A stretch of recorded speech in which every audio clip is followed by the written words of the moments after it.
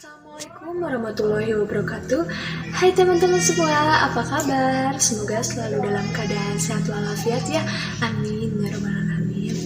Perkenalkan, nama saya Indrianti. Saya salah satu mahasiswi dari Fakultas Sekolah Tinggi Ilmu Ekonomi Latifah Mubarakiyah Suryalaya, yang tepatnya ada di Kabupaten Tasikmalaya. Saya dari Prodi Manajemen 1A dengan NPM 2101032.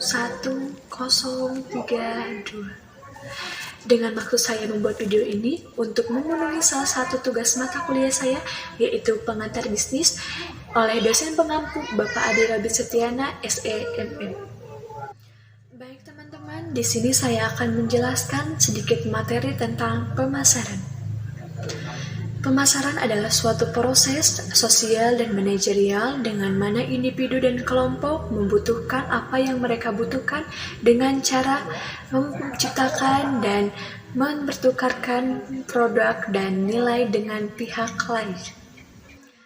Pengertian pemasaran menurut para ahli merupakan suatu kegiatan penganalisaan, perencanaan, pelaksanaan, dan pengendalian program yang dibuat untuk membentuk, membangun, dan memelihara keuntungan dari pertukaran melalui sasaran pasar guna mencapai tujuan perusahaan dalam jangka panjang. Jenis pasar tersendiri terbagi menjadi dua, yaitu pasar persaingan sempurna dan pasar persaingan tidak sempurna.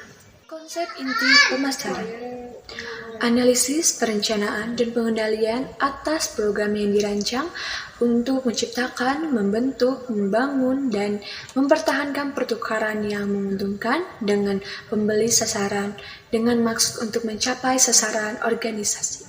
Proses pemasaran: 1. Pengukuran dan peramalan permintaan, yaitu mengestimasi besarnya pasar sekarang dan pasar yang akan datang.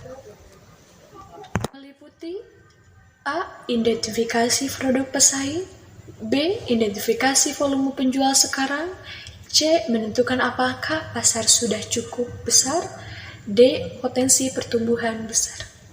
Yang kedua adalah segmentasi pasar, yaitu pemasar harus menentukan segmen mana yang menawarkan kesempatan terbaik untuk perusahaan mencapai sasarannya. Segmentasi pasar harus memenuhi syarat. Segmentasi pasar dibagi menjadi 4 faktor, yaitu 1. Faktor geografik, 2. Faktor demografik, 3. Faktor fisikografik, dan yang terakhir faktor perilaku. Segmen pasar itu sendiri yaitu kelompok konsumen yang memberikan tanggapan dengan cara yang sama terhadap seperangkat rangsangan pemasaran. 3. Targeting atau penempatan pasar sasaran, mengevaluasi daya tarik masing-masing segmen pasar dan memilih salah satu atau lebih segmen untuk dilayani. Perusahaan harus menetapkan segmen sasaran yang dapat menghasilkan nilai pelanggan terbesar dan dapat dipertahankan dari waktu ke waktu. Kegiatan menetapkan pasar sasaran meliputi evaluasi bagian pasar, yaitu ukuran dan pertumbuhan bagian seperti data tentang usia nasabah, pendapatan, jenis kelamin dari setiap segmen, struktural yang menarik dilihat dari segi portabilitas dan sasaran serta sumber daya yang dimiliki. Posisi suatu produk adalah tempat produk dalam pikiran konsumen relatif terhadap pesaing. Dalam menentukan posisi produk, mula-mula perusahaan harus mengidentifikasi keunggulan-keunggulan kompetitif yang mungkin akan digunakan untuk membangun posisi tersebut. Jadi, penentuan posisi pasar yang efektif berawal dengan pembedaan atau pendiferensiasian atas tawaran pemasaran perusahaan sehingga memberikan kepada konsumen nilai lebih besar daripada tawaran pesaing kepada mereka. Perusahaan yang baru harus mampu melakukan identifikasi posisi pesaing yang ada sebelum menentukan penempatan sendiri. Menurut Voltaire 1992 menerangkan ada 2 pilihan, yaitu A. Menempatkan diri di sebelah salah satu pesaing yang ada dan berjuang untuk mendapatkan bagian pesaing. B. Mengembangkan sebuah produk yang hari ini belum pernah ditawarkan pada pasar. 5. Planning atau perencanaan pemasaran. Alat koordinasi dan pengarahan pemasaran terlepas dari jenis gaya manajemen apa yang dianut oleh sebuah perusahaan dalam melakukan perencanaan, harus melaksanakan 4 tahapan, yaitu menetapkan misi perusahaan, mengenali unit-unit strategi bisnis perusahaan, menganalisis dan mengevaluasi portofolio yang ada, mengenali area bisnis baru yang akan mendatang. Tujuan manajemen pemasaran: 1. Menciptakan permintaan. 2. Meningkatkan keuntungan. 3. Menciptakan pelanggan baru. 4. Memuaskan pelanggan. 5. Menciptakan produk yang baik di mata publik. Ada 8 sifat permintaan yang menimbulkan tugas pemasaran yang berbeda, antara lain: 1. Permintaan negatif.